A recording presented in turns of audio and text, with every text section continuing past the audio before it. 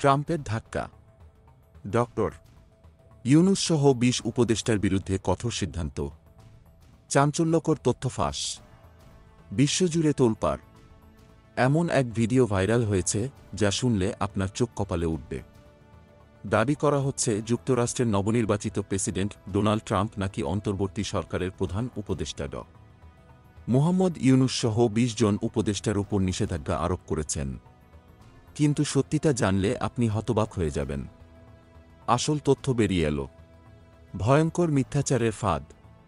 তথ্য যাচাইকারী সংস্থা rumour scanner এক চাঞ্চল্যকর অনুসন্ধানে বের করেছে আসল সত্য। ভিডিওটি আসলে এক মহাপ্রতারণা। ট্রাম্পের নিষেধাজ্ঞার দাবি একেবারেই ভুয়া। তাহলে এই ভয়ঙ্কর গুজব ছড়ানোর পেছনে কারা আছে? এক ষড়যন্ত্র ফাঁস হল।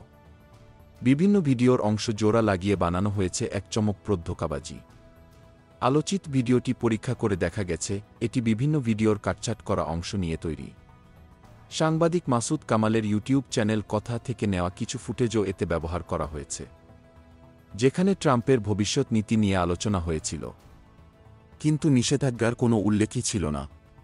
এই ভয়ানক প্রতারণার মাধ্যমে সাধারণ মানুষকে বিভ্রান্ত করা হচ্ছে। ভারতীয় গণমাধ্যমের খবরকে বিকৃত করা হয়েছে। বড় চক্রান্তের ইঙ্গিত।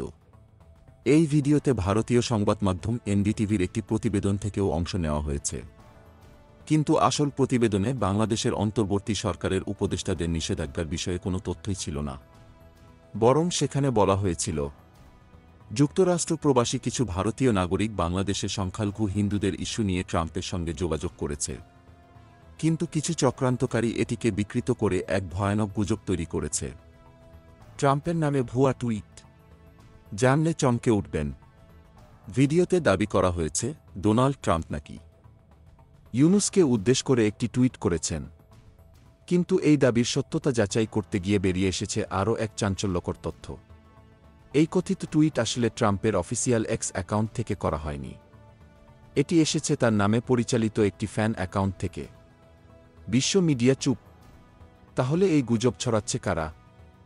সবচেয়ে অবাক করার বিষয়, যুক্তরাষ্ট্রের কোনো আনুষ্ঠানিক ঘোষণায়, বাংলাদেশের কোনো সরকারি সূত্রে বা